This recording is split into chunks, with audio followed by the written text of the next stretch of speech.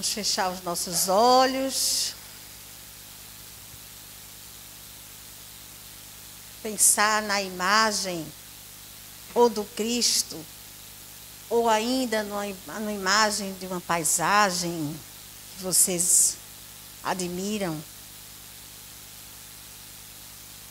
para que a gente possa tentar, a partir desse instante, esquecer tudo que ficou lá fora e nos concentrarmos neste ambiente, para que os ensinamentos que forem dados na tarde de hoje possamos assimilar.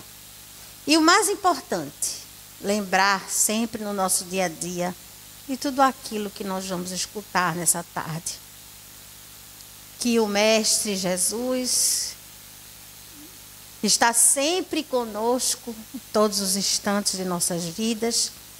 E não poderia ser diferente nesse instante que estamos aqui reunidos, com amor no coração, entregues, com fé, acreditando na cura, seja ela física, seja ela espiritual, mas acreditamos e temos a certeza que Ele está aqui conosco.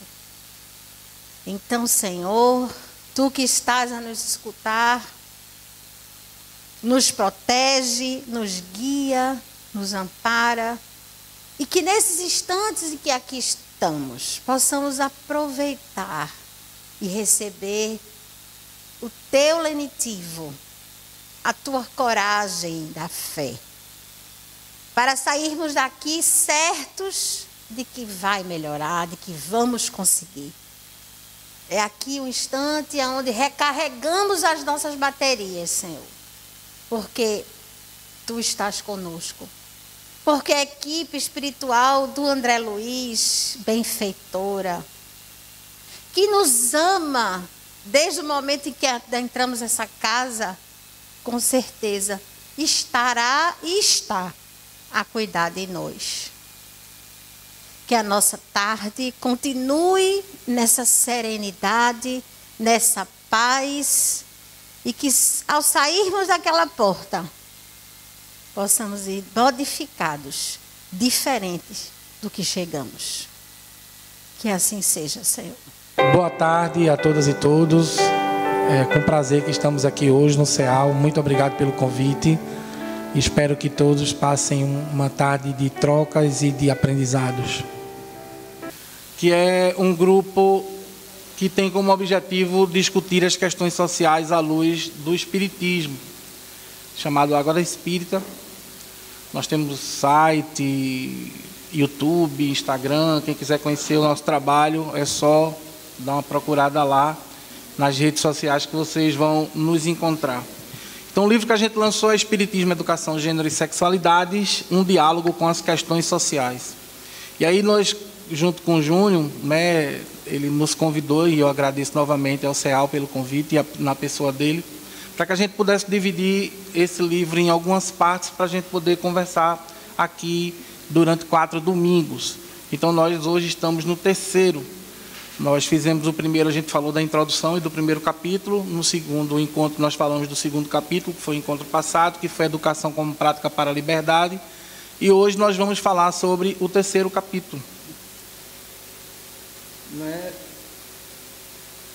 que a gente intitula aí de O Corpo Educado, as Vidas que Importam e as Lágrimas Permitidas. Primeiro eu quero falar com vocês do objetivo, né, desse capítulo, que é, antes da gente falar de gênero, a gente poder consubstanciar as pessoas que forem ler o livro ou forem conhecer o livro, de conteúdo que, para mim, antecede o momento de você compreender gênero e sexualidade.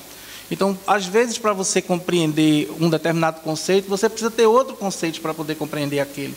É como se a gente fosse estudar matemática, não é? Se a gente for fazer equação do 2º grau, a gente precisa conhecer a equação do 1º grau. Para fazer, percebe? A gente precisa, para conhecer trigonometria, a gente precisa saber o que é equação do 2º grau. Então, tem conceitos que a gente chama de conceitos guarda-chuva, E quando a gente fala de gênero e de sexualidade, às vezes a gente quer dar opinião sobre aquilo, a gente não tem muito embasamento do ponto de vista teórico para poder construir esse embasamento, essa discussão.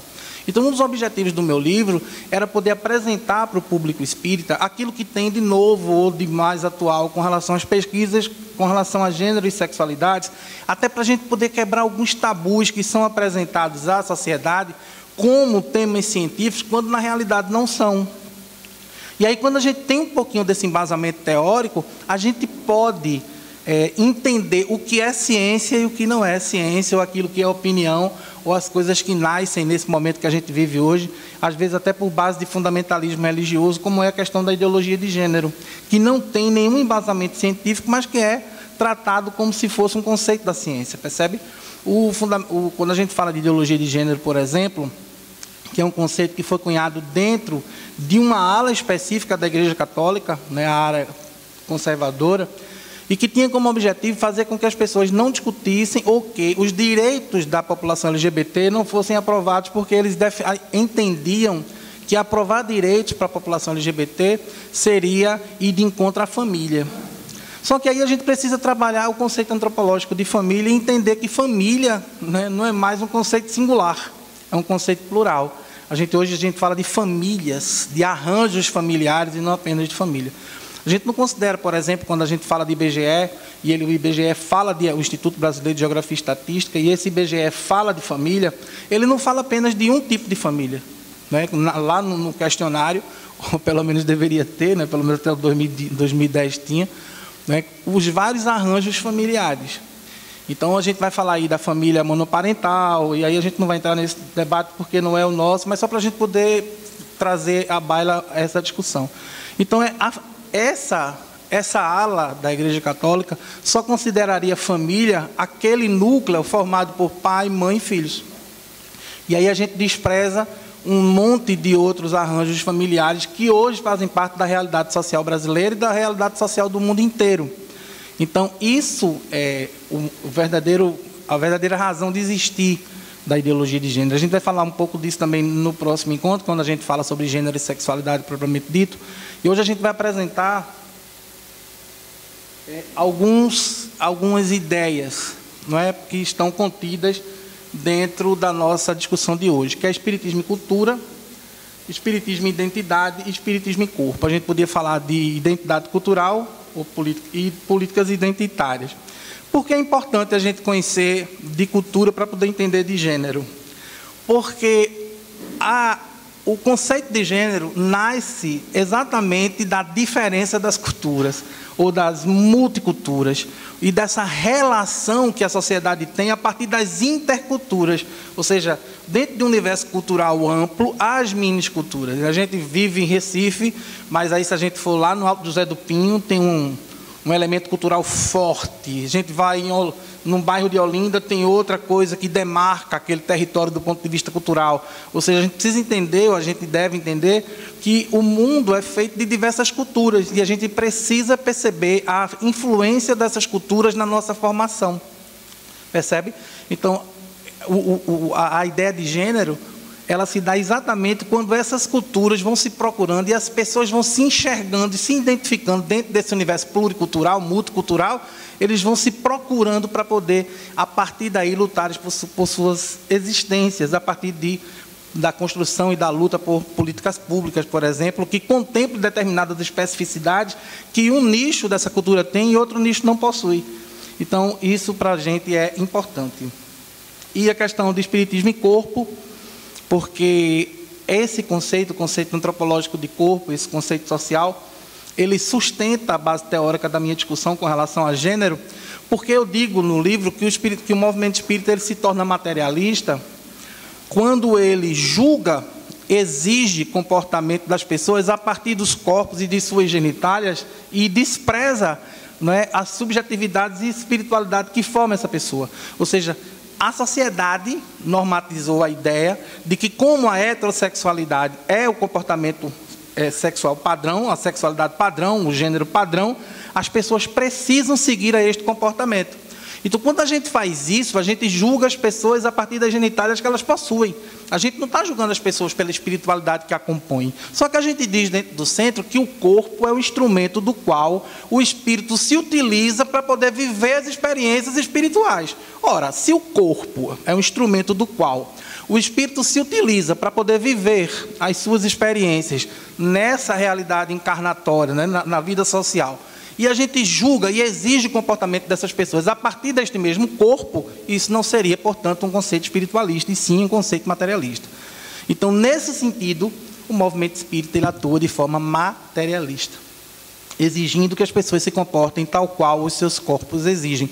Porque é assim que a norma, não é, que o conceito de normatização social acaba exigindo de uma forma geral. E aí a gente vai falar nisso um pouquinho no próximo encontro, mas a gente fala da intercorrência de uma coisa que a gente chama de heterossexualidade compulsória, que é você exigir que aquele corpo se comporte tal qual a sua genitália se apresenta.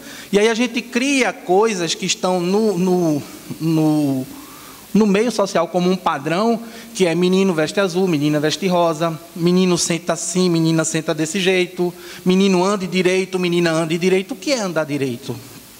O que é sentar direito? O que é falar direito? Onde é que a gente vai criar estrutura para a gente poder decidir como o outro se comporta? Porque a gente quer e precisa que ele se comporte tal qual o corpo dele determina que ele se comporte. Então, isso são coisas que o movimento espírita não discute, não é? Por um motivo, que é uma coisa que a gente vai discutir aqui hoje, que é a questão da polêmica, o mito da polêmica. O mito da polêmica, ele tem um objetivo muito tranquilo, que é a manutenção de status quo. Quando eu digo que determinados temas são polêmicos de serem tratados, eu estou dizendo de antemão o que pode e o que não pode ser discutido. Então, eu alimento o meio social que eu faço parte com as discussões que eu compreendo como sendo importantes. E, de certa forma, eu acabo desprezando a realidade social. O Espiritismo precisa colaborar com essa discussão, porque a realidade social ela não exclui os diversos comportamentos humanos. O Espiritismo não é uma doutrina de contemplação, e sim de performance. Nós fazemos parte de uma doutrina performática. Tudo que Júnior falou aí, de vez em quando ele dizia, você precisa agir, lembram disso? Vocês precisam de ação, o nome disso é performance. Se você não performar aquilo que você vem aprender, e que você aprende dentro da seara espírita, dentro do campo espírita, você vai estar contemplando. Então nós, de certa forma, em vários momentos, a gente é até motivado a contemplar, porque a gente é levado a entender que a verdadeira vida é a vida do espírito, quer dizer, é a vida espiritual, como se a gente tivesse que contemplar no mundo físico para viver na colônia espiritual ou no mundo espiritual. A verdadeira vida é onde nós estamos, percebe? Hoje a nossa vida é aqui. Se ela é aqui, a gente precisa e deve entender como ela se dá. Kardec diz no capítulo 3º do Livro dos Médiuns, do método, ele diz assim, o Espiritismo se relaciona com todos os problemas da humanidade. Ponto.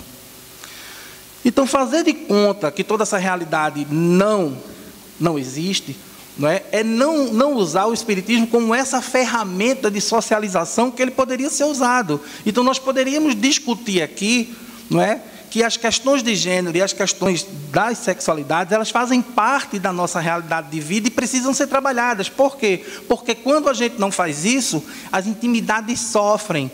As pessoas LGBTs sofrem por não poderem produzir dentro dos espaços espíritas, serem tratadas ou trabalhar ou ter acesso como as pessoas heterossexuais têm. Então a gente faz acepção de pessoas sim, porque a gente sabe de centros espíritas que as pessoas LGBTs não dão passe, não fazem parte da evangelização infantil, por conta da sua orientação sexual. E eu disse, Alexandre, no meu centro não é assim não, que bom que o seu centro não é, mas a maioria que eu conheço é. Então não dá para a gente tratar a exceção como regra, a gente precisa entender a regra para que mais exceções aconteçam.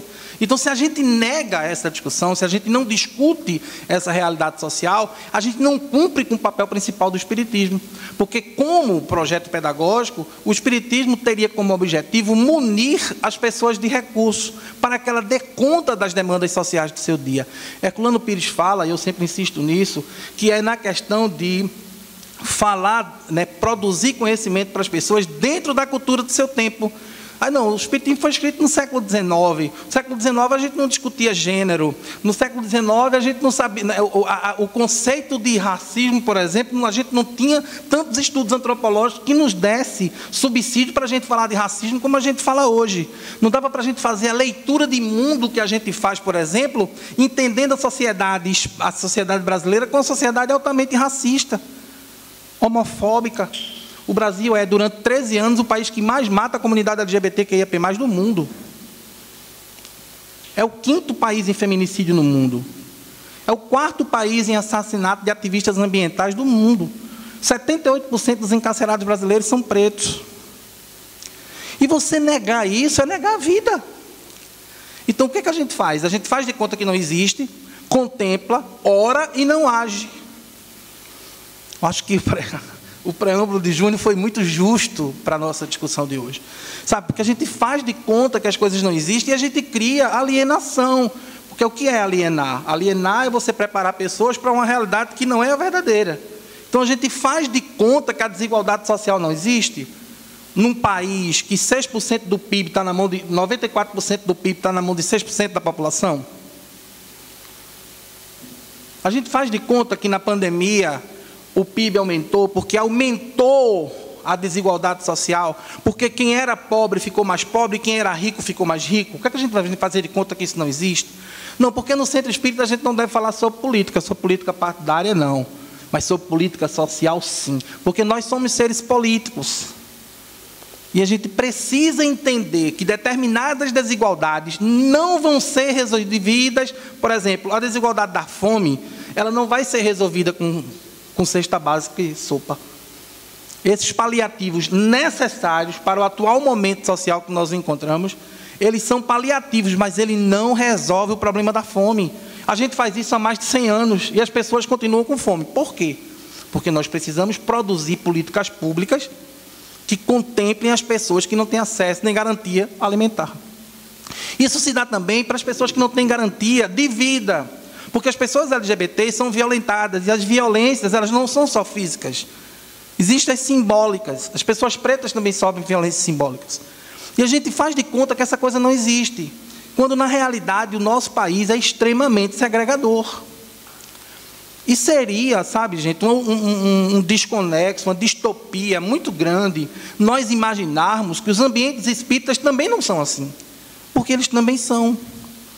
Porque ele é feito das humanidades que compõem a sociedade. Então a gente pensar, sabe, como se o espírita fosse um apêndice da sociedade. Não, o espírita ele faz parte da sociedade, ele forma a sociedade. Então o espírita tem título de eleitor, ele tem carteira de habilitação, ele paga imposto de renda, ele é como uma pessoa normal. E o centro espírita, aquela coisa que a religião criou, né, transformar o espiritismo numa religião ortodoxa, criou aquela ideia de mundo lá dentro e mundo lá fora, como se aqui dentro tudo fosse perfeito. Não é perfeito. E se fosse eu me assustaria, porque nós não somos perfeitos. Uma das coisas que contempla as nossas humanidades é a incompletude. Nós somos sujeitos incompletos. A nossa luta é por essa completude. As reencarnações se dão para que a gente se torne completos. E isso vai se dar com naturalidade.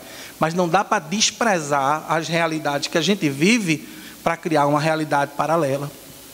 Então, na minha concepção, o primeiro passo é criarmos uma análise conjuntural do que é a sociedade, de como nós, espíritas, somos influenciados por essa realidade conjuntural e o que a gente pode fazer a título de produção de política interna. Porque nessa coisa do LGBT, por exemplo, do entendimento dos gêneros e das sexualidades, existe uma vontade muito grande das pessoas quererem saber por que os outros são. Mas a gente não está preocupado em produzir política de acolhimento, por exemplo. Onde estão os corpos LGBTs dentro do centro espírita? Qual pessoa preta de renome que você conhece dentro do universo nacional do espiritismo, fora Juscelma Coelho e Raul Teixeira? Qual a pessoa trans que você conhece que faz palestra em centro espírita? Não tem. Então tem alguma coisa errada. Né? Então, esse refletir, ele é extremamente importante. Então, a primeira coisa que a gente acaba fazendo no lance, sabe, de manutenção de status quo, é inviabilizar a discussão, tornando esses temas polêmicos, mas eles não são polêmicos. Invisibilizá-los é polêmico. Colocá-los embaixo dos tapetes da vida, isso é polêmico.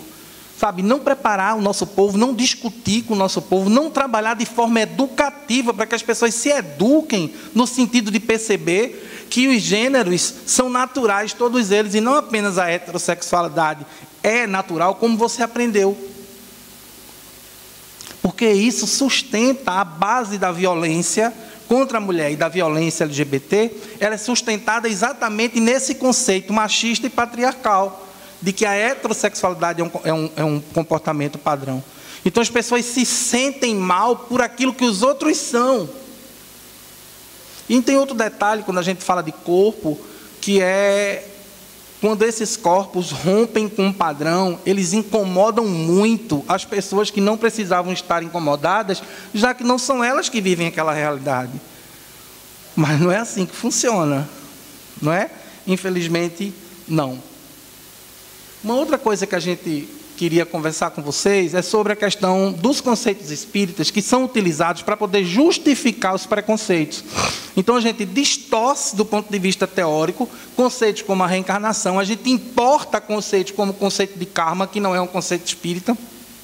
Karma é um conceito hindu, usado pelo budismo, mas que não faz parte da epistemologia espírita, ou do conjunto de princípios que formam o espiritismo. Mas a gente importou, abraçou, e ainda é ruim para a gente, porque karma para nós é só coisa ruim.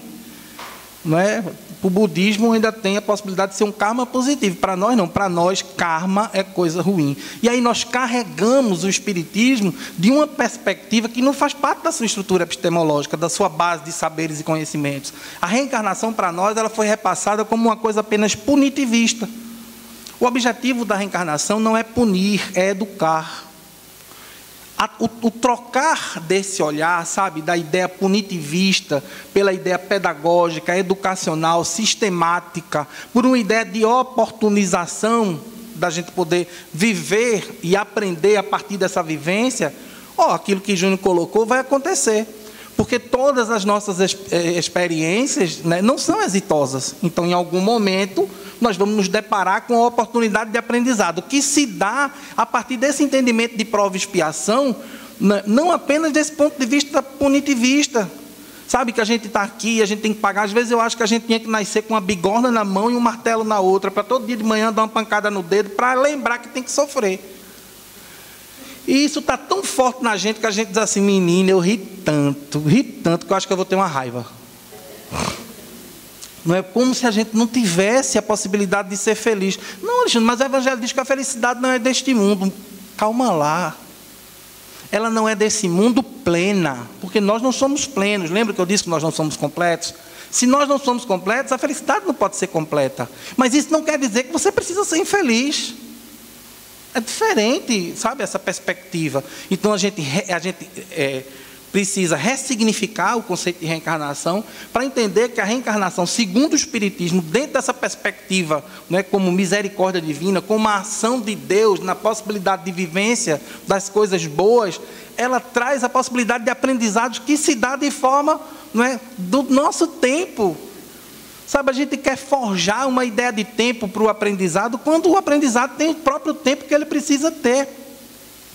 Então, a gente diz assim, não, mas fulano não vai mais lá no centro, não, porque eu dei 4 oportunidades, e nas 4 ele deixou de ir. Dê 5, meu irmão. Dê 10 até que ele consiga.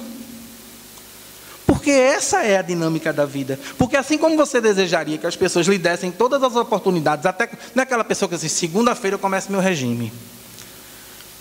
Segunda-feira, já pensasse se tirasse a segunda-feira do mapa, para a gente não ter a oportunidade de toda segunda-feira a gente começar? É mais ou menos isso que acontece. Porque a gente precisa do tempo que nos é peculiar. Porque as nossas experiências de vida, elas são diferentes, nós não nascemos iguais. A reencarnação, inclusive, ela faculta essa diversidade. E nós precisamos comemorar a diversidade e não ser contra ela. Então, quando a gente se coloca contra ou exerce algum tipo de preconceito, nós exercemos uma ação material de compreensão de vida. Porque os espíritos se reconhecem na prática diária. Então, não dá para a gente usar a reencarnação, nem nenhum conceito espírita para justificar a desigualdade social, por exemplo. Como é que a gente vai justificar a desigualdade social? Não. Veja só como isso é paradoxal. fulano nasceu num berço de ouro porque ele fez por onde? E Beltrano nasceu pobre porque ele fez por onde? Então fulano, cada um dê conta da sua demanda. Aí tu quer dar conta da tua demanda em que situação? Então por que o outro tem que dar conta da demanda dele numa situação de miserabilidade? Então quando a gente fala de meritocracia, do ponto de vista material, já é um absurdo. Do ponto de vista espiritual, é um absurdo ainda maior. Porque não dá para a gente tratar de meritocracia ou dizer que as pessoas... Porque vejam só, está escrito lá que nós somos seres imperfeitos. Nós aprendemos isso. Mas nós não aprendemos que somos perfectíveis. Nós nascemos para a perfeição. O que é transitório é o processo de dor, de sofrimento e de imperfeição. Nós nascemos para a perfeição. Esse processo se dá de forma dialógica, na troca. Então, a viver é um processo pedagógico, educativo e político.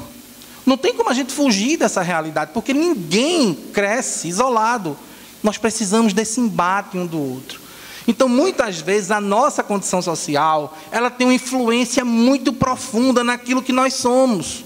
Porque nós, enquanto sujeitos integrais, nós somos afeto, cognição, intelecto, espiritual, social e físico.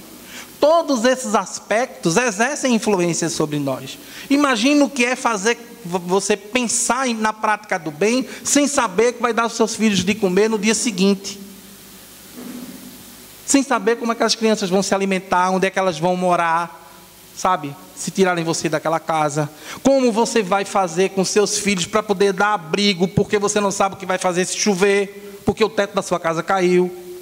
E aí você exigir dessas pessoas o mesmo comportamento que você exige daquela pessoa que tem tudo dando certo do ponto de vista material, é desumano. E não é divino, gente. Não é divino. Esse é o grande diferencial. Por quê? Porque nós não somos um sujeito uno, nós somos pluri. Então todas essas condições que nos tornam integral, do ponto de vista do olhar para o ser humano de forma holística, né, e ver o cognitivo, o emocional, o afetivo, o social, o humano, né, biológico e o espiritual, é que nos contemplam, é que nos formam. Então não dá para a gente olhar para tudo isso apenas por um prisma e exigir do outro comportamentos que o outro não está pronto para dar. Interessante que no Evangelho, o Evangelho diz caridade para com os criminosos, mas nós hoje taxamos outra ideia, que é bandido bom é bandido morto. Sabe, não dá para você colocar na mesma frase, fora da caridade não há salvação, mas bandido bom é bandido morto. Não coaduna. Não bate, gente. Não dá para a gente se... Aí sim é se vir a Deus e a Mamon. Não dá não para a gente entender isso como uma dinâmica normal do nosso dia. Não dá para entender isso. Então a gente fala disso dessa maneira, porque a gente entende que nenhuma hegemonia cultural, econômica ou social opressora deverá encontrar sua razão de existir na forma de se conceber a reencarnação, tendo o espiritismo como um referencial teórico. Então não dá para a gente validar a desigualdade social a partir da reencarnação. Isso aí eu chamo no livro de malabarismo filosófico. Porque não tem, sabe, não tem sustentação teórica no espiritismo que justifique isso. Isso aqui eu falo um pouquinho para a gente poder entender como é importante conhecer para quem a gente fala e por que a gente fala. Quando a gente se refere às questões sociais, as relações culturais, elas são bastante importantes.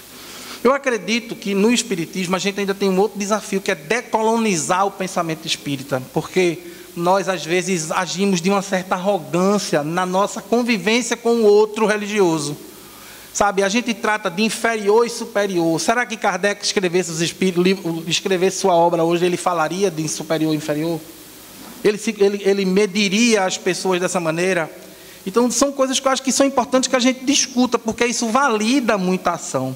Então, nesse trechinho, onde eu coloco que conhecer as sociodinâmicas em suas diferenças, em suas constituições, é importante para que possamos fomentar as políticas públicas que contemplem cada povo dentro de suas especificidades. Então, eu entendo, né, e quero dividir isso com vocês, que como é que a gente conhece cada povo dentro de suas especificidades. Quando a gente fala de corpo, que é um conceito que a gente trata dentro do livro, né, e minoria social, por exemplo, as políticas públicas elas precisam ser produzidas a partir da necessidade de cada especificidade. Então, quando as pessoas se procuram a partir e que formam identidades e que constroem os movimentos sociais, elas começam a lutar para que tenham direitos. Se vocês não estiverem compreendendo, é só levantar a mão e perguntar que Júnior responde. Não tem... Vocês fiquem bem à vontade. Mas percebam, a gente se procura, Bauman, né, Zygmunt Bauman, o filósofo, ele diz no livro dele, Identidade, né, que há uma luta dessas identidades por se procurarem, porque quando o sistema é capitalista, ele chama de lixo humano, que é o subproduto do capitalismo, que é aquilo, quando o ser humano não tem mais o que dar, sabe, para o sistema, ele é colocado de lado. E aí ele vai viver as dores que lhe são próprias. A gente vive isso com altas taxas de desemprego, e a gente precisa entender como acolher cada povo. E tem outras discussões que nascem disso, por exemplo, o Estado deve ser máximo ou deve ser mínimo, né? Eu acho que vocês já escutaram isso em algum momento. Eu costumo dizer que o Estado precisa ter o tamanho da necessidade do seu povo, ponto. E aí a gente não vai discutir se ele é máximo ou ele é mínimo, vai depender do que esse povo precisa. Então, se o Estado não consegue cumprir isso, até entra o papel do espiritismo, do movimento espírita na formação dos trabalhos assistencialistas, porque o Estado não cumpre com o seu papel, né? A partir do momento que o Estado não cumpre com o seu papel, a gente vai lá e tenta ajudar da melhor maneira que a gente pode. Não resolve o problema, mas a gente vai lá e cumpre com esse papel social. Só que a gente fica pensando que esses grupos, né, das minorias sociais, quando a gente fala de minoria social, eu acho uma coisa importante, a gente não está falando de quantitativo, perceba. As mulheres são maioria, a gente tem mais mulheres do que homens no Brasil, mas quando a gente fala de mulher, a gente fala de minoria social. Por quê? Porque é uma categoria social muito mais propensa, muito mais suscetível e muito mais frágil à violência, por exemplo, e à falta de política pública que contemple as suas necessidades. Só que quando a gente fala de mulher, a gente não pode tornar a mulher uma coisa una.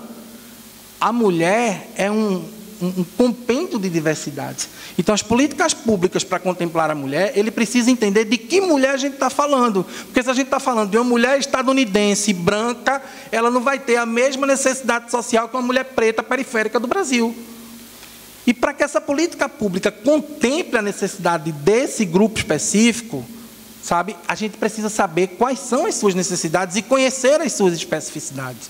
Então, a gente, no centro espírita, a gente não consegue fazer isso, porque a gente quer, veja, nós somos espíritas e a gente aprendeu que o único trabalho que a gente pode fazer no centro, fora o trabalho assistencialista, é o trabalho da terapia.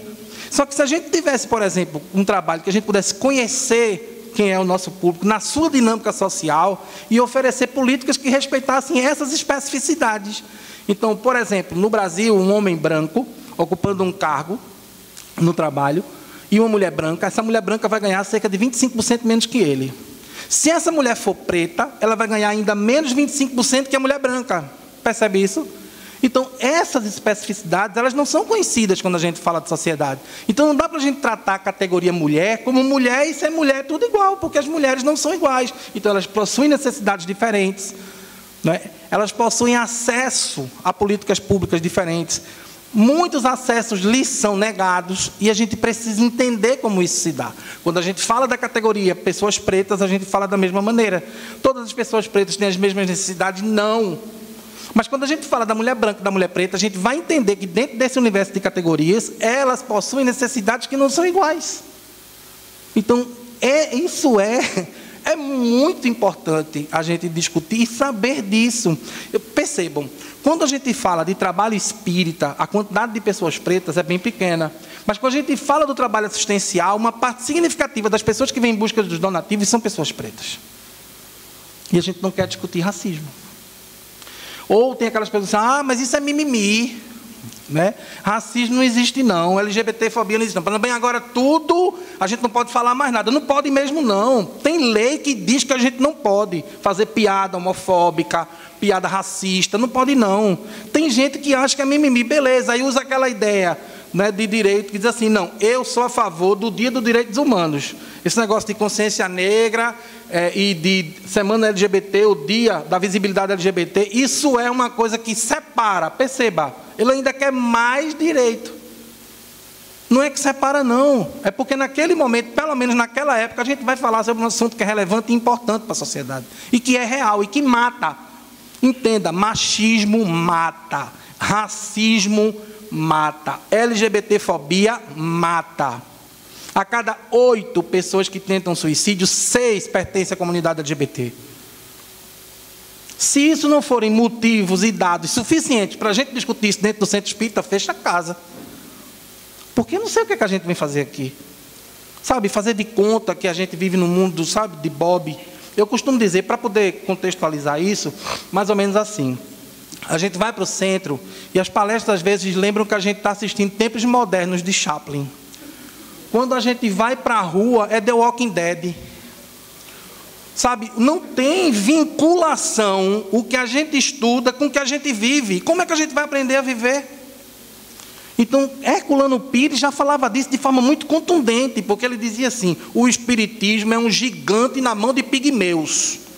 E nós precisamos produzir conteúdo, dizia ele, para que a gente possa contemplar o ser humano dentro da cultura do seu tempo. Então, nós precisamos compreender qual é este tempo. Isso quer dizer que a gente não precisa falar do Evangelho, ou que a gente não... Não quer dizer nada disso. Quer dizer que a gente precisa conseguir alijar o nosso discurso de Evangelho a uma prática social que contemple as realidades que demarcam determinados corpos em detrimento de outros, sabe?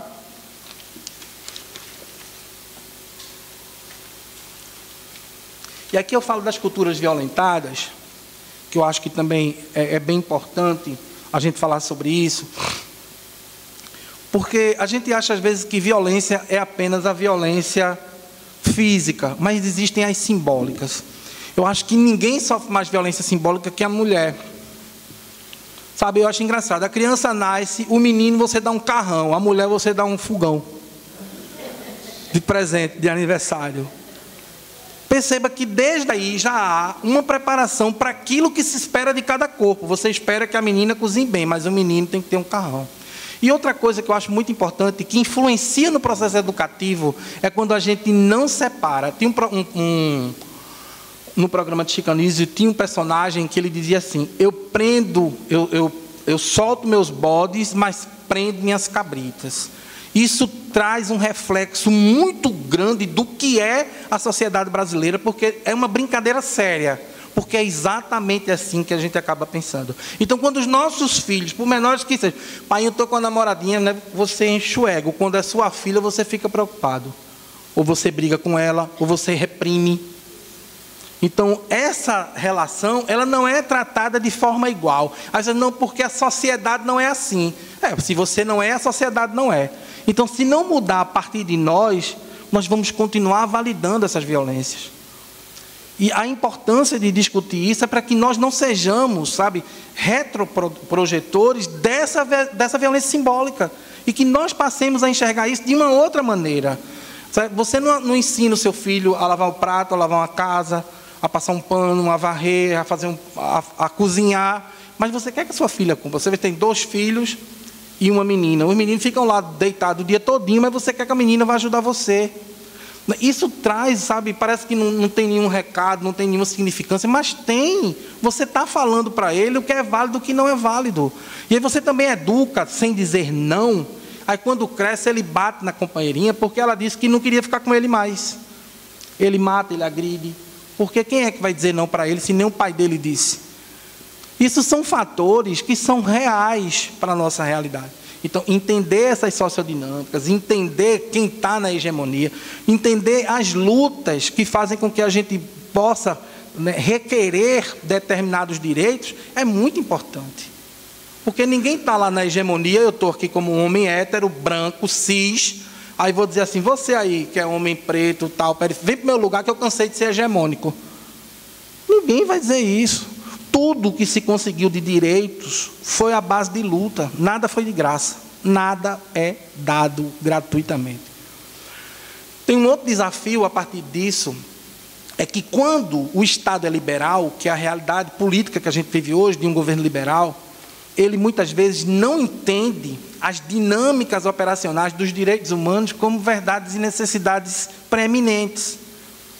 Porque muitas vezes o Estado liberal, que coaduna com o sistema político capitalista, ele não está muito preocupado com vida, ele está preocupado com capital, o nome está falando. E nós vivemos essa realidade, não é? As pessoas são medidas. Como é que a gente diz assim, fulano deu certo? Se ele tem um emprego, um bom carro, uma boa casa, aí fulano deu certo. A gente não está preocupado se fulano para fazer isso roubou, se ele para ter isso ele tirou do outro. A gente só está preocupado se ele na sociedade deu certo, é porque ele hoje, olha só, isso é um paradoxo, é neofrálgico, mas é importante. A gente não está dizendo com isso que a gente não deva lutar para ter. E nem é proibido ter. A gente precisa se preocupar com a legitimidade do ter, que é outra coisa. Quando a gente fala, né, que parece uma ilustração, é assim, porque eu não tenho dados novos do IPEA, esses dados que a gente fala são de 2010, quando a gente diz que 94% do PIB brasileiro está na mão de 6% da população, e que mais milionário se fez durante a pandemia, nunca se fez tanto milionário como durante a pandemia, né, e as pessoas não ficaram tão pobres como ficaram durante a pandemia. É porque a gente precisa questionar e entender que, para cada milionário, quantas pessoas ficaram paupérrimas? Essa é a pergunta. Sabe? E às vezes é assim, não, mas isso não tem nada a ver com o espiritismo. Um dia desse, uma pessoa me convidou para fazer uma palestra, me pediu sugestões de temas. Eu mandei 5 sugestões. Aí ela me ligou de volta depois. Ô, Alexandre, não tem nenhum tema espírita, não? Me perguntou isso. Porque foi o espiritismo e os conflitos sociais, foi o tema do meu livro. Temas assim, né, que é um tema que, depois de mediunidade, que era uma coisa que eu me dedicava antes de discutir as questões sociais, é a coisa que hoje é meu universo de pesquisa, é onde eu estou mergulhado e tal. Aí eu disse, vou falar sobre o amor segundo o espiritismo. Aí ele aceitou o tema, ficou feliz da vida, e eu fui fazer a palestra. Mas percebam que nós desassociamos o espiritismo da questão social. Sabe, desatrelamos isso. Então, a gente vem aqui para viver os momentos de contemplações que nos são importantes para a formação do nosso caráter e para suprir as nossas necessidades íntimas, mas também para aprender a viver socialmente. Porque esse é um grande desafio. O viver social é um grande desafio, não é? Em tempos como o tempo que nós vivemos hoje, também. Esse eu quero ler porque tem uma frasezinha lá embaixo que eu considero ela bem importante, não é? Daí surgem os estereotipos e muitos que não fazem parte das definições que o sistema institui como sendo a ação reguladora da cultura hegemônica, encontram na busca dos seus pares um único caminho para a existência de suas intimidades e a manutenção de suas subjetividades. É quando existir passa a ser uma questão de resistência. Eu acho isso bem interessante. Eu falo do livro em um conceito, vou falar de um conceito, o conceito que Paulo Freire defende no livro Pedagogia da Autonomia, que é o conceito de vir a ser. Só que vir a ser requer liberdade, confiança. Para que eu venha a ser, eu preciso, não é acreditar, não, é ter certeza que os meus pares vão, no mínimo, me abraçar. Eles podem até não me entender, mas eles vão me abraçar. Então, como é que a gente vem a ser se a gente não tem liberdade para ser quem a gente é? Sabe, então, há um processo que é muito sério nesse momento, né, quando a gente fala dessa dinâmica das relações sociais, que é difícil você ser quem você é se o espaço não lhe oferece essa possibilidade. E aí tem outras questões, sabe, que contemplam pertencimento. É você se sentir pertencente a um lugar. Eu vou dar eu fiz uma palestra num determinado centro, há uns 5, 6 anos atrás, sei lá, e depois que eu tinha começado a falar, uma travesti entrou e sentou lá atrás, na última cadeira. Não, sentou um pouquinho para cá, que as últimas cadeiras estavam ocupadas, sei lá, umas 3 filas antes de acabar assim, as filas de bancos. E eu prestei atenção que nenhuma pessoa falou com ela. E eu conheci aquela casa por ser uma casa de abraços, da gente ser bem recebido, né? Que fazia muito tempo, faz muito tempo, que eu vou lá, que eu faço palestra, que eu ministrei cursos e tal. E ninguém. E aí, quando terminou, eu tentei falar com ela, as pessoas vieram falar comigo, assim, eu não consegui sair. Quando eu consegui sair, eu fui e tal. Quando eu parei, ela ia assim, eu parei a moto, tirei o capacete e disse assim, boa noite. Aí ela disse, boa noite. Eu disse, você vai sempre ali? Ela disse, quase nunca. Aí eu disse, mas vá, que aquele espaço também é seu. Aí ela riu, eu dei boa noite e fui embora. Mas eu fui refletindo, se eu fosse invisível ao ponto de ninguém me dar boa noite, eu voltaria. Não voltaria. E é por isso que os corpos LGBTs, na sua grande maioria, dentro dos espaços espíritas, eles estão escondidos. Conheço pessoas, por exemplo, um casal LGBT, que um ia de carro, o outro ia de Uber. Porque quando aquela instituição sabia que as pessoas eram LGBTs, tiravam do trabalho e colocavam em desobsessão, que não acabava nunca. Conheço um casal de lésbicas que trabalhavam no centro há mais de 15 anos e que durante essa trajetória ficaram juntas. Quando a casa descobriu, elas foram tiradas de todos os trabalhos que faziam, colocadas em desobsessão, passaram 2 anos tentando voltar a trabalhar e não saíram da desobsessão. E saíram do centro. Isso é violência. Não é? Por quê? Porque nessa conjuntura de diálogos que a gente está construindo aqui, lembra que eu sempre falo na questão da norma, do que a norma ensina, aquilo que regula a norma, está o tempo dizendo para a gente que as relações normais são as heterossexuais e que há promiscuidade nas relações LGBTs. Então veja como isso é complexo, porque primeiro a gente vai falar muito disso mês que vem, que é o período da discussão de gênero e sexualidade, mas para a gente poder entender, quando a gente diz, por exemplo, que as pessoas são LGBTs porque elas nasceram muitas vezes mulheres e quando vem homem não consegue lidar com aquilo, a gente está validando aquilo que a norma chama de anormalidade ou de anomalia. Então não dá para a gente usar o espiritismo para justificar isso como se fosse uma anomalia, percebe? A ideia é naturalizar a ação comportamental, por entender que heterossexualidade, transexualidade, o lesbianismo ou a bissexualidade são padrões comportamentais do humano. Então a gente não vai criar nenhum tipo de julgamento que seja a partir do corpo, sem levar em consideração as subjetividades que formam aquele espírito. Entender? Não, ele está ali porque ele está pagando, porque no passado ele usou mal do sexo. Quem és tu para julgar o outro? Sabe? E você ainda cria um padrão comportamental, como se toda pessoa LGBT fosse uma pessoa mau caráter, de má índole, sabe, com desequilíbrio no campo da sexualidade, quando a gente sabe que isso não é verdade. Quantas pessoas, não é, que são heterossexuais e fazem parte das casas espíritas, será que todos os heterossexuais são honestos nos seus relacionamentos? Será que todas as pessoas heterossexuais amam seus companheiros e suas companheiras e respeitam a intimidade do seu lar e a intimidade da sua relação? Mantêm com aquilo que foi combinado, né? Então, por que será que a gente só acha que isso é pressuposto de uma determinada orientação sexual ou de um determinado gênero, como se ser homossexual fosse, ou como ser pertencente à população LGBT, fosse sinônimo de má índole? Percebe como isso é?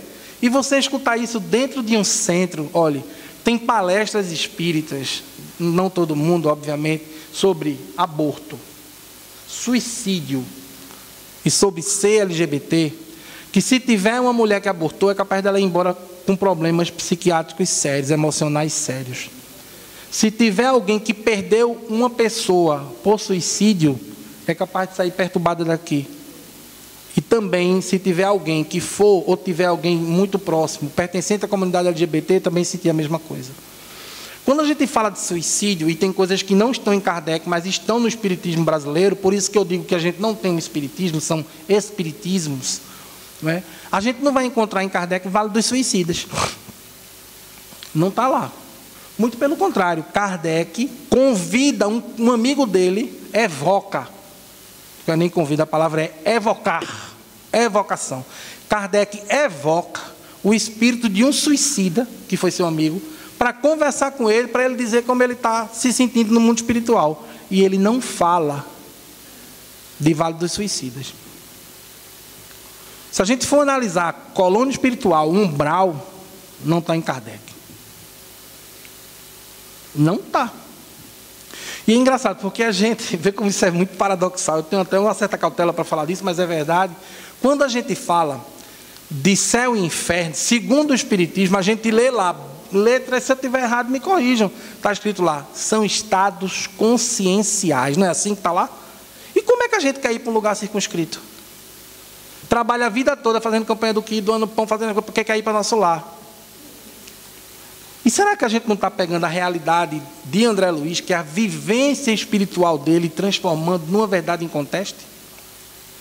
Como se aquilo fosse a realidade de todos os espíritos que fossem desencarnar, quando na realidade o desencarne, a forma da gente viver o mundo espiritual é proporcional ao nosso estado de consciência.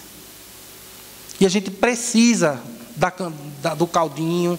Eu não me imagino tomando caldo eu com essa barriga e o tanto que eu como. Tinha que ter um barzinho que vendesse chambaril, mão de vaca, buchada, essas coisas que eu gosto de comer. Porque eu não ia me sustentar com caldinho, não dava para mim. Então, brincadeiras à parte, a gente precisa, sabe, parar e estudar. E dizer assim, será que isso aqui é real, cara?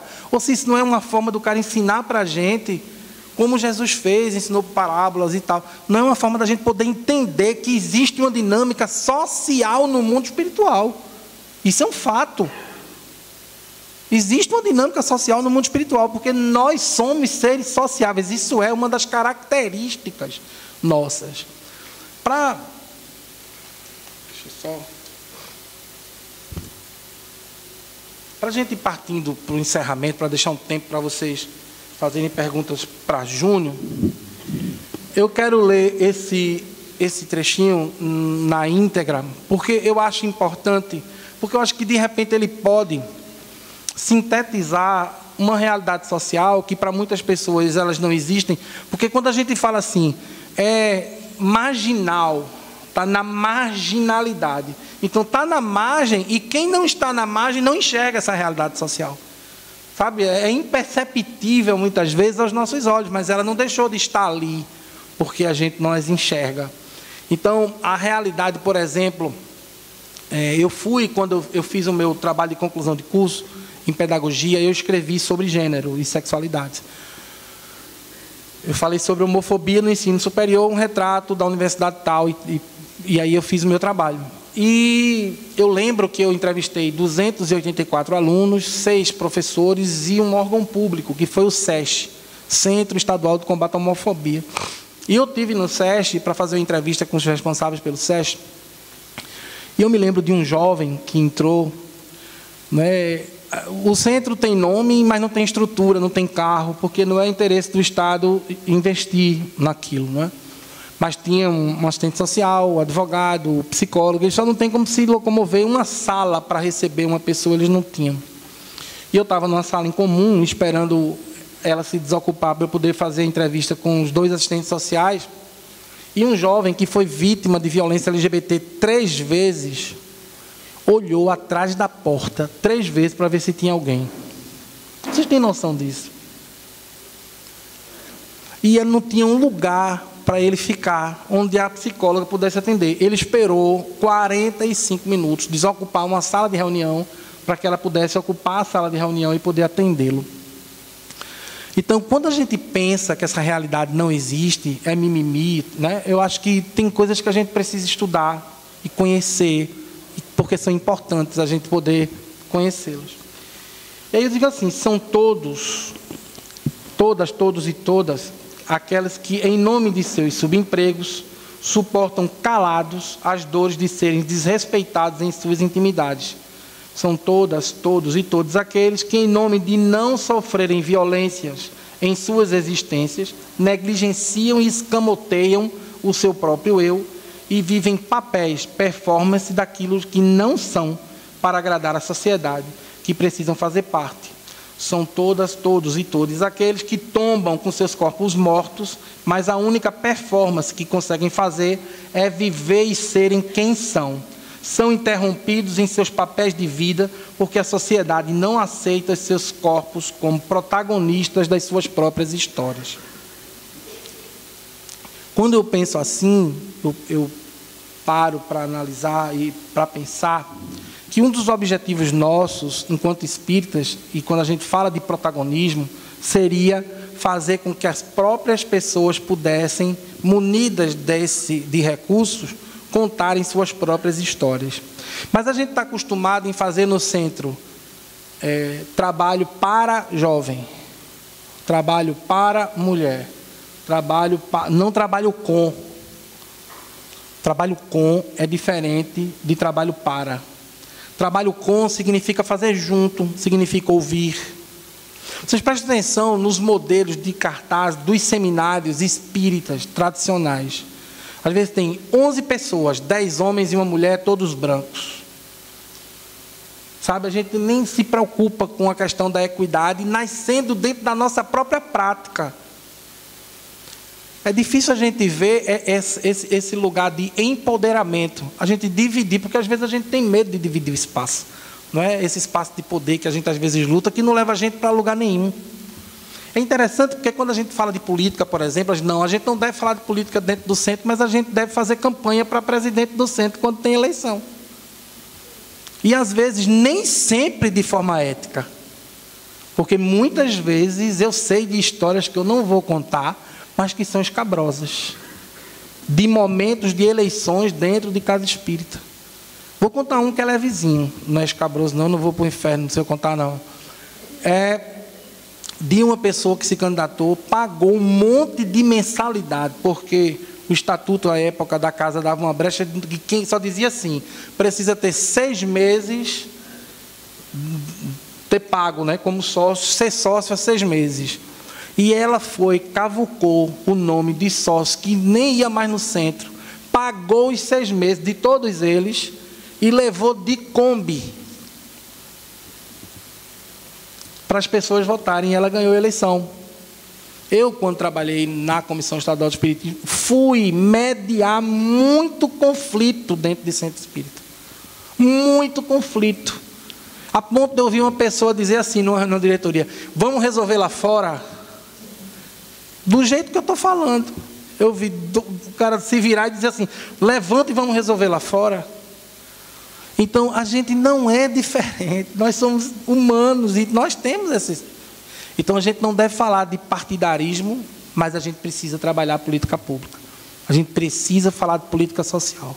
A gente precisa falar de racismo, de machismo, de LGBTfobia, de todo preconceito que mata. Porque nesse pequeno texto tem algumas escolhas.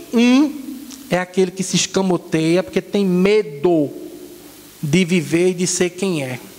Converse com a mãe de um LGBT periférico e pergunte para ela se ela tem sossego enquanto o filho dela está na rua. Como é que ela se sente até que o filho dela chegue em casa? Aí a gente vai entender se isso acontece ou não acontece. Vamos falar da bala perdida, que a gente diz assim, não, mas bala perdida. E eu escutei muito dentro do centro. Ela não é perdida porque morreu quem tinha que morrer. Oxe, só tinha que morrer pobre, preto, era.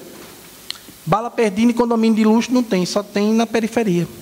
Só pega preto. Então é bala perdida com cor. A cor da pobreza. A pretitude. A cor da falta de direitos e de faltas de acesso à política pública. Isso é um fato. Então, quando a gente precisa ter cuidado, porque a gente usa o espiritismo para validar uma violência, percebe isso? A gente valida a violência a partir de um conceito espírita. Não morreram 670 mil pessoas. Morreu quem tinha que morrer. Alto lá. Não morreu quem tinha que morrer, não. Morreu muita gente por falta de cuidado do Estado em não comprar em tempo hábil as vacinas que fariam com que aquelas pessoas não morressem. Ponto. Então não morreu quem tinha de morrer, não. Vamos falar da quantidade de e-mail que as empresas mandaram e o Estado simplesmente negligenciou. Vamos falar da bancarrota que foi feita na compra dessas mesmas vacinas. A gente precisa falar do todo. Então, eu tomei a 4ª dose. Eu fui falar no centro e era sobre a pandemia. E uma pergunta foi: o que é que o Espiritismo fala sobre a pandemia? É simples. Leia a ciência. O que a ciência falar sobre a pandemia é o que o Espiritismo fala. Se a ciência está dizendo, tome a vacina, use a máscara e use álcool gel, o Espiritismo vai dizer isso. Qualquer coisa fora disso não tem base espírita para ser passada. Quando a gente vai dizer assim, eu vi gente, eu até falei sobre isso essa semana, que viu lá aquelas mensagens apócrifas, e algumas até meio perturbadas, né, que saíram no período da pandemia, mediúnicas. Está lá, bota o braço para tomar a vacina. Aí o cara é anti-vacina, mas vai tomar a vacina espiritual. Você consegue entender? Eu não consigo entender, Júnior, me desculpa. Mas você é anti-vacina, não vai tomar a vacina, mas você vai tomar a vacina espiritual. Toda criatura toma as duas, se uma não der certo, a outra dá. Sabe? É como se o cara chegasse no centro para fazer um tratamento aqui, fazendo um tratamento de câncer, e um orientador da casa aqui, uma pessoa, um trabalhador da casa, dissesse: olha, pode parar com a quimioterapia, que você vai tomar água fluidificada aqui, você vai ficar curado. Isso é loucura, gente. Será que a função é realmente curar ou é dar estrutura para a gente entender o que é que está acontecendo com a gente? Corpo cuida do corpo, espírito cuida do espírito. O que é que a gente veio cuidar aqui, percebe? E a gente não consegue muitas vezes ter uma ideia muito nítida dessa relação. Então nós precisamos sim ter uma ideia da nossa ação e do nosso comprometimento social com o mundo que a gente faz parte. E uma pessoa diz assim: não, eu não sou uma pessoa mesquinha porque eu ajudo aqueles que estão ao meu lado. Beleza, a diferença é que eu quero que esse direito que os que estão ao seu lado têm, todos tenham. Não é uma luta para que quem tem deixe de ter, é para quem não tem possa ter.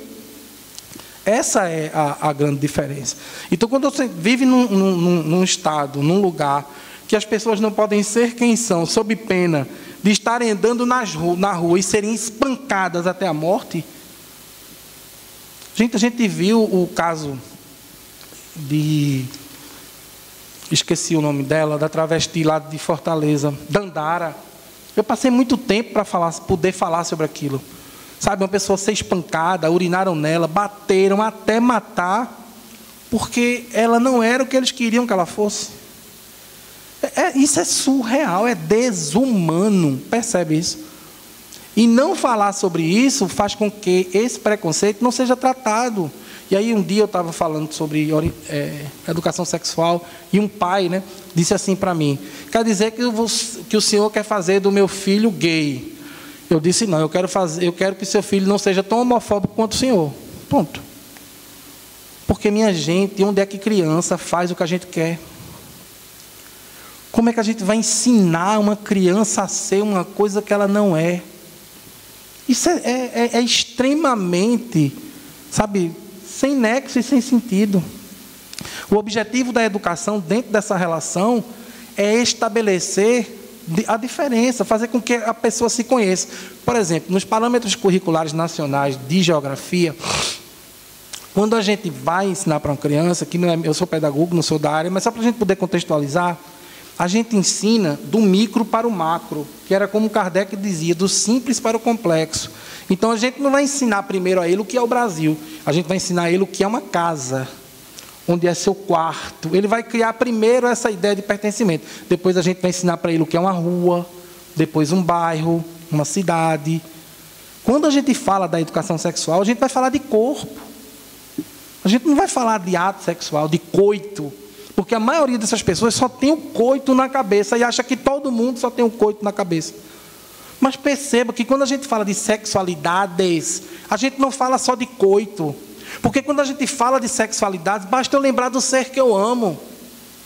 Sabe, dizer assim, poxa, o cheirinho que lembra aquela pessoa, a vontade de estar perto da outra, o que a gente sente quando a gente não pode estar. Isso são sexualidades. Se não fosse assim, os idosos não poderiam viver suas sexualidades quando se tornam idosos. Porque não tem só a ver com ereção, penetração e coito e gozo. Tem a ver com toque, com afeto, com amor, com troca.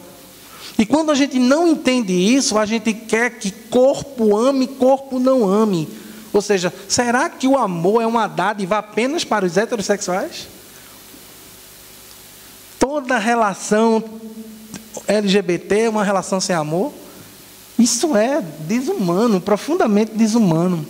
Para a gente encerrar e deixar um tempinho para que vocês opinem, eu tenho trazido sempre essa frase de Freire, porque eu acho que é uma frase bem interessante, que é: a educação é um ato de amor, por isso um ato de coragem. Não pode temer o debate, a análise da realidade. Não pode fugir à discussão criadora, sob pena de ser uma farsa.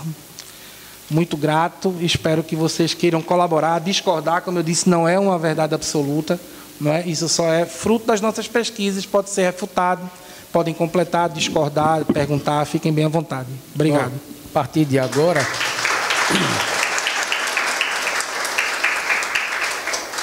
A partir de agora, vocês ficam à vontade para fazer algum comentário, pergunta, observação, e eu vou passar o microfone para quem quiser. Eu vou responder, né? Sou eu que vou responder. Fale. Na verdade, não seria nenhuma pergunta, mas uma possível colaboração. Primeiro, na questão, quando o Alexandre fala das culturas hegemônicas, né? Possivelmente alguém possa até pensar e fazer essa correlação com a cultura em termos de arte, né? E é preciso cultura, só a título de colaboração, é o modo de ver e de viver, né? E aí as culturas hegemônicas são aqueles modos de vida que dominam e predominam na sociedade. Mas o que eu queria colocar, no meu ver, a sua fala nada mais cristã do que a sua fala aqui, né? Jesus foi isso, defensor das minorias de poder, porque eram maiorias, né? Então, por isso Jesus necessariamente foi crucificado. Nunca teve a ver com religião e sempre teve a ver com corpos, com pessoas, com direito, com reciprocidade. Agora a minha resposta, né? Meu comentário, eu acho que é Alexandre que tem que responder. Tem um livro de uma escritora lagoana que eu gosto muito dela, porque é uma mulher que se intitula livre pensadora, assim feito eu, é Ana Cláudia Laurindo. O título do livro dela é Deus e Política, o enredo da morte no Brasil. Ela é espírita e tal. E tem uma frase no livro que coaduna muito com isso que o meu amigo Gerailton falou, que diz assim: nunca foi pecado, sempre foi política. Então, essa ideia de pecaminar, de tornar pecado, ela tem um objetivo político muito estabelecido, que é manutenção do status quo. Aquilo que a gente não discute, a gente não muda. Então, quando a gente quer manter as coisas como elas estão, e veja, isso é tão importante a gente falar, porque quando ele fala de cultura, a gente não se refere só à arte, a gente fala linguagem, a gente fala sobre costumes, a gente fala sobre hábitos, sabe, um conglomerado de coisas. E a gente está vivendo uma época que muitas pessoas dizem assim: no meu tempo não era assim, né? Graças a Deus que hoje não é mais assim como era no teu tempo. Não é porque tem uma saudade conservadora que muitas vezes inviabiliza o próprio diálogo. Porque você se tranca naquela ideia de que aquilo que você viveu é o correto, que você nem para pensar que os tempos não são mais esses. Eu tenho cuidado quando eu falo de Kardec, porque assim, mesmo a gente tentando trazer uma ideia que dialogue com as ciências humanas, né, com a sociologia, com a antropologia, e traga temas que à época Kardec não falava, não é objetivo da gente atualizar Kardec. Não seria nem honesto. Porque a gente, quando faz um trabalho, né, escreve um texto e a gente usa teóricos, a gente não atualiza teóricos, a gente escolhe os teóricos que quer trabalhar. A gente pode até usar para dizer que não concorda. Eu uso esse livro e pego uma fala, não é nem um texto, é uma fala de Divaldo para dizer que eu não concordo com aquela fala específica, quando ele fala de ideologia de gênero. Então, a gente usa um teórico para dizer que concorda com ele e usa um teórico para dizer que não concorda com ele dentro do universo.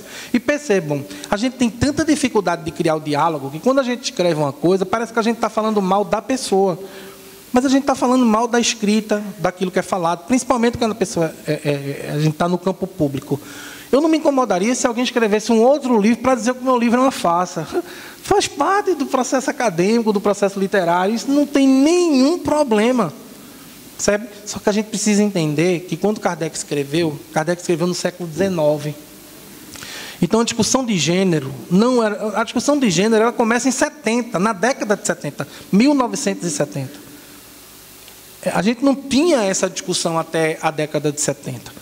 Então, por isso que eu digo, o que eu estou falando aqui não coloca ponto final. Eu posso descobrir daqui a 10 anos que aquilo que eu escrevi não era coerente. Isso faz parte, inclusive, do processo da construção teórica.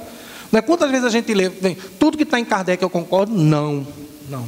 Tudo que está em Herculano Pires, que eu adoro, não. Deolinda Amorim, que eu adoro Deolinda Amorim, concordo, não. Tem coisas neles que respondem aos homens que eles eram, dentro das épocas que eles eram. É aquilo que na história, meu querido amigo historiador, chama-se de anacronia. E a gente precisa ter cuidado para a gente não entrar nesse universo. Então tem texto, por exemplo, Aristóteles falava muito bem da mulher, né? Ele adorava falar mal da mulher. Então ele tinha um conceito de mulher absurdo. Eu vou pegar toda a obra de Aristóteles e jogar fora, porque naquele contexto específico ele falava mal da mulher. Não, eu desprezo aquele assunto, ou uso para me posicionar contrário, e uso o resto da obra. Isso acontece com Kardec e isso acontece com todo teórico. Porém, quando a gente torna essas pessoas mitos, aí a gente não pode falar nada, nem se posicionar.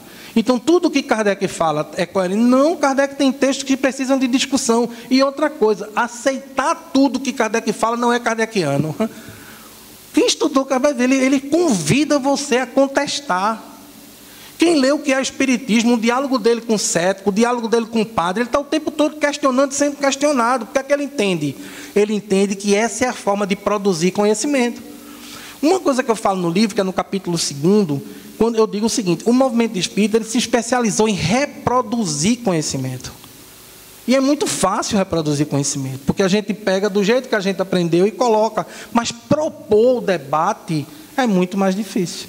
Porque você precisa estar disposto a escutar alguém dizer assim: eu não concordo com você, eu acho massa. Faz parte do debate que a gente faz no Geraildo sabe disso, no agro. Eu levo pessoas que discordam da gente para poder falar lá. Levo direto pessoas que me digam, a gente já teve momentos de não concordo com isso, por isso. O outro diz, eu não concordo por isso. E ninguém nunca brigou. Então, eu acho que essa coisa a polêmica do padrão vibratório, que é muito mais um processo de manutenção de status quo também, porque a gente não quer que o outro saiba, porque conhecimento é ruim. É ruim ter conhecimento, porque a gente fica preso a determinadas coisas. Tudo que Chico escreveu é bom? Não, Chico é perfeito. Então como é que ele vai escrever 450 livros sem erro? É claro que vai ter coisas ali que precisam ser discutidas.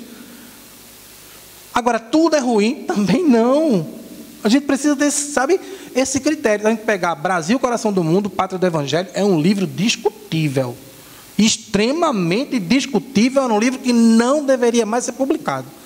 Mas está lá no regulamento da Federação Espírita Brasileira como livro referência.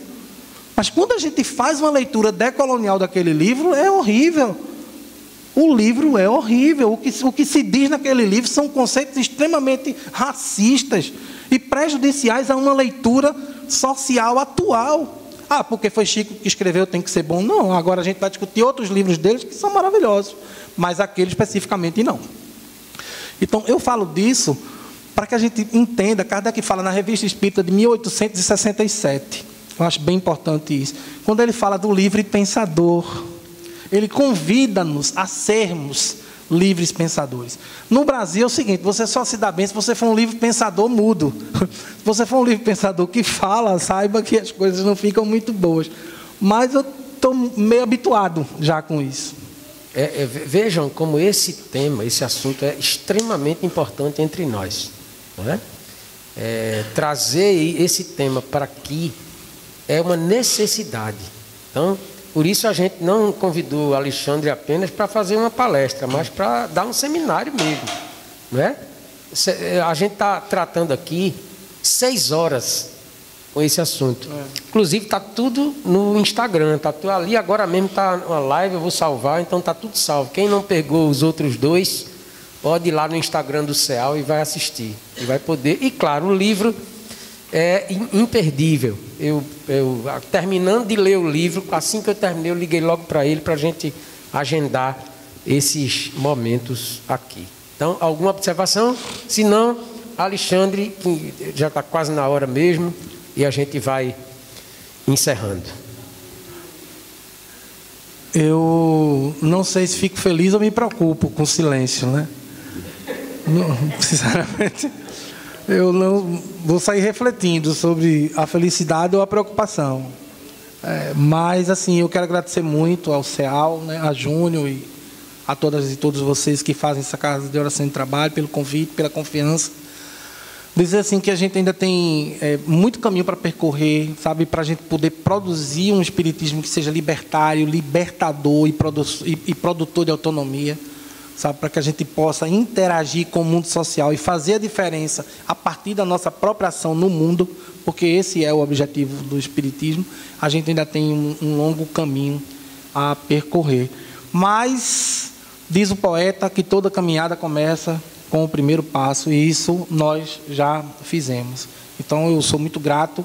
Quem desejar obter o livro, a gente tem ele no formato e-book, né? Está na Amazon, ou aí para vender na livraria do centro, né? Depois, vocês quiserem adquirir e trazer aqui para a gente autografar, o autógrafo a gente não cobra, vocês só pagam pelo livro, fique tudo, tá tudo tranquilo. Ok? Gratidão, boa noite, ou boa tarde, né? Quase. Muito obrigado e até mês que vem, se Deus quiser. Diferente de mim, quando lancei o último disco, eu estava cobrando o autógrafo, aí o CD saía de graça. Vamos fazer a nossa prece de encerramento dos trabalhos de hoje. Você pode fechar os olhos, relaxar, solte os braços, solte as pernas, solte os ombros. Agora você pode sentir a presença de Deus dentro de você. Porque Deus está em toda parte, inclusive dentro de você. A prece é uma ferramenta poderosa que, ao elevar o seu pensamento no campo da vibração positiva da vida, faz com que você sinta Deus dentro de você. E é maravilhoso sentir este alívio, esta alegria interior, principalmente quando nós agradecemos. Lembre-se, gratidão é a maneira de olhar a vida. Olhe o lado positivo dela. Olhe o seu lado positivo, do próximo, de tudo. Mas não esqueça, amor não é sentimento. Amor é atitude. Então haja. Porque a paz dificilmente fará parte de sua vida se não fizer parte de suas atitudes. É preciso agir. Vamos tentar refletir, aprofundar o entendimento sobre o assunto que vivemos hoje aqui, para que possamos praticar. Dê um abraço sincero, um abraço afetuoso, um abraço de amor. No primeiro irmão que você encontrar na sua frente, abrace-o. Demonstre na prática. Não fique só na teoria, nem na vontade. Era assim que Jesus fazia. E Ele é a nossa referência de comportamento. Por isso, na tarde de hoje, nós agradecemos a vida pela oportunidade que tivemos de estar aqui, neste momento de aprendizado e de espiritualidade. Que possa essa paz, essa harmonia nos acompanhar até os nossos lares. Muito obrigado aos amigos espirituais, trabalhadores da casa que nos ajudam. Obrigado pela presença de todos. Muita paz para todos e até o próximo domingo.